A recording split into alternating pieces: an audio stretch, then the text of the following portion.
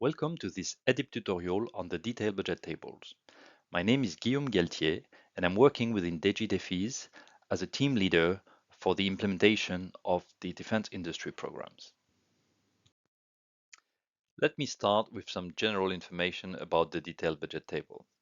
The detailed budget table is an important and mandatory annex to Part B of your application to any IRA or UZ-IRA call for proposals.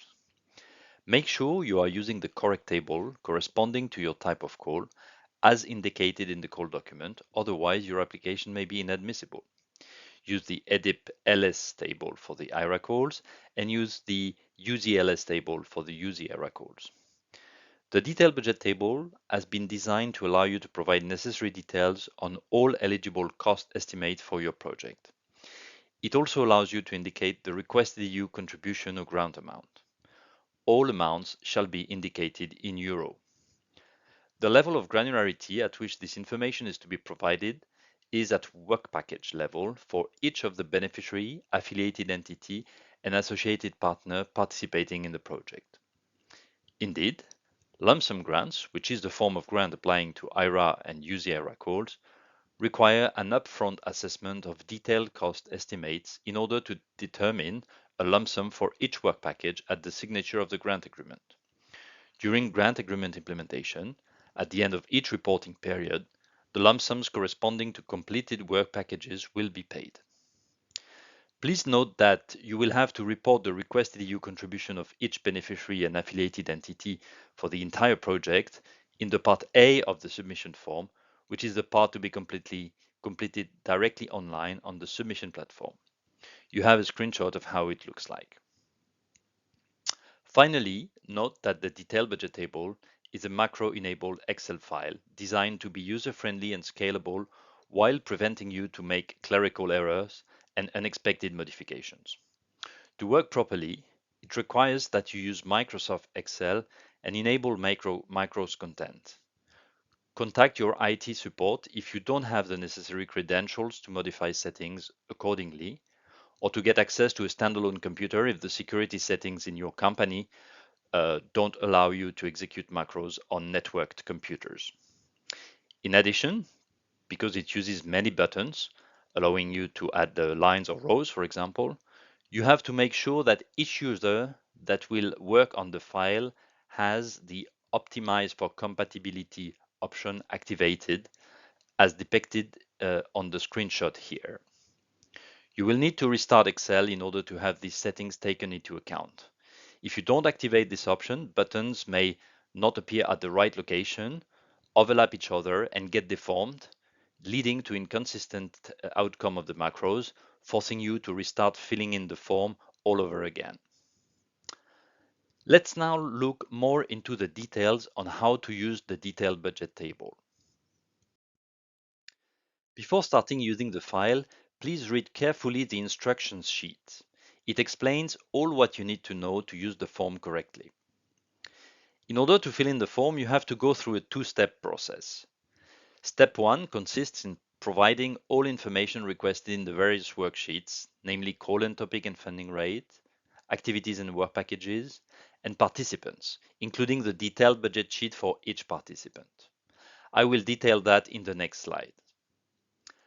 Once you are done, you need to press the button Start Step 2 from the instructions sheet.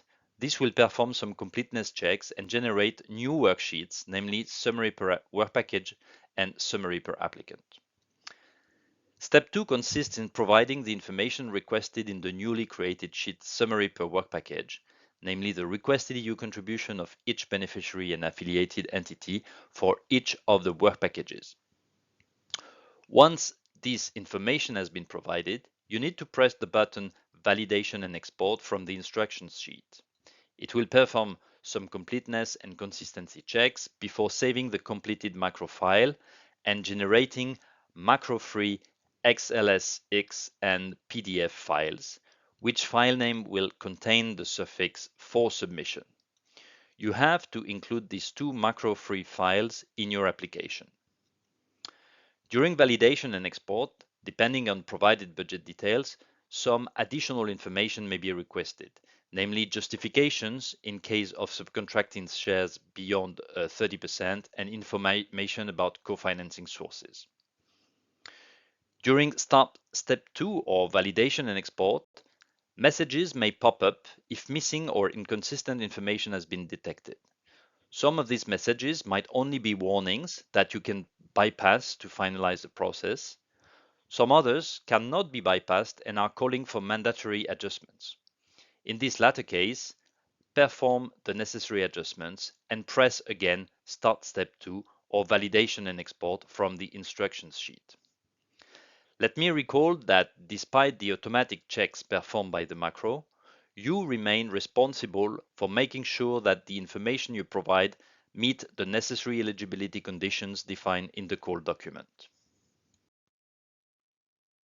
Let's now look closer to the information requested as part of Step 1, starting with the call and topic and funding rate worksheet. You need here to indicate the topic you are applying to.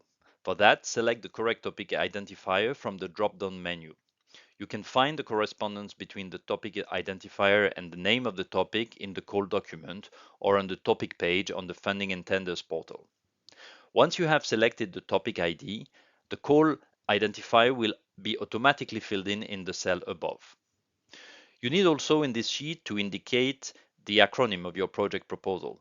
This acronym must be consistent with the one you may have already defined online on the submission platform when starting to draft your proposal.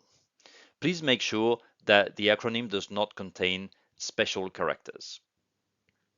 We are also requesting you to recopy in this sheet the draft proposal number that has been attributed to you when you started drafting your proposal online on the submission platform. This number is a 9-digit number starting with a 2. Finally, for the ARA calls only, you need to indicate in this sheet if you meet the preconditions and conditions to get access to an increased funding rate. The meaning of the preconditions and conditions is recalled in dedicated footnotes. To proceed, simply choose the correct answer from the drop-down menu in the corresponding cells. Note that the associated justification of you meeting these preconditions and conditions has to be provided in Part B of the application file in the section Declarations. For more information, I invite you to watch our dedicated tutorial on lump sums and financing rates. Moving now to the worksheet Activities and Work Package, you have to indicate here all the work packages that compose your project. Use the button Add Work Packages to add as many work packages as you need. Keep in mind that work packages is the level of granularity at which beneficiaries and affiliated entities have to provide budget details. For each work package, you have also to indicate first its title, to be understood as a very short description of the main task or objective of the work package. You are free to choose the text you want. Second, the corresponding eligible activity as defined in the EDIP regulation, the list of which is provided in the upper part of the worksheet.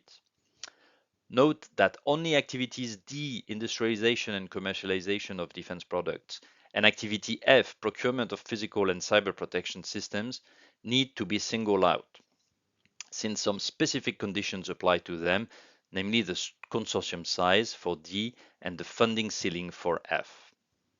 And third, indicate its duration in months. Make sure that all information you provide in this worksheet is fully aligned and consistent with the detailed work package description that you provide in Part B in the section Implementation. Keep in mind also, when defining your work packages, that for lump sum grants, payments at reporting periods are subject to completion of work packages. I invite you here again to watch our dedicated tutorial on lump sums and financing rates and on payment schemes for more information. Let's look now at the participants worksheet. This is where you have to indicate all legal entities participating in your project as beneficiaries, affiliated entities, or associated partners. The list of participants must be the same as the one you declare on the submission platform when you create your draft proposal. Let me recall at this occasion that affiliated entities are entities having a legal or capital link with the beneficiary that goes beyond the implementation of the project, but contrary to the beneficiaries, they don't sign the grant agreement. Beneficiaries and affiliated entities are subject to the same eligibility conditions and can both charge their cost to the project and request EU funding. By contrast, associated partners do not need to have a capital or legal link to a beneficiary, do not need to meet the same eligibility condition as beneficiaries, and their costs cannot be declared as eligible costs. Therefore, associated partners are not eligible for funding. For more information about beneficiaries, affiliated entities, and associated partner, I invite you to refer to the annotated grant agreement. You have the link in the call document.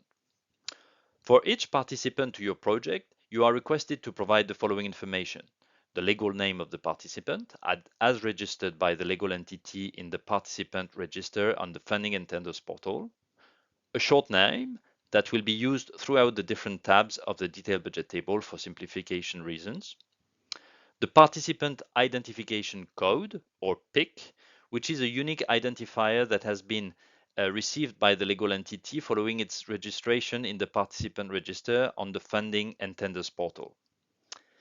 Its place of establishment, as registered by the legal entity in the participant register on the Funding and Tenders portal. And finally, its size, as self-assessed by the participant or validated by the Commission services in the participant register on the Funding and Tenders portal. The size of the entity will be used in order to verify eligibility in case of claimed increased funding rate and for the evaluation of the proposal against the award criteria. For more information about the SME and midcap self-assessment, I invite you to watch our dedicated tutorial. Once you have provided this information, you are requested to create and fill in a detailed budget sheet for each of the beneficiary, affiliated entity, and associated partner. To create the detailed budget sheet, click on the corresponding button.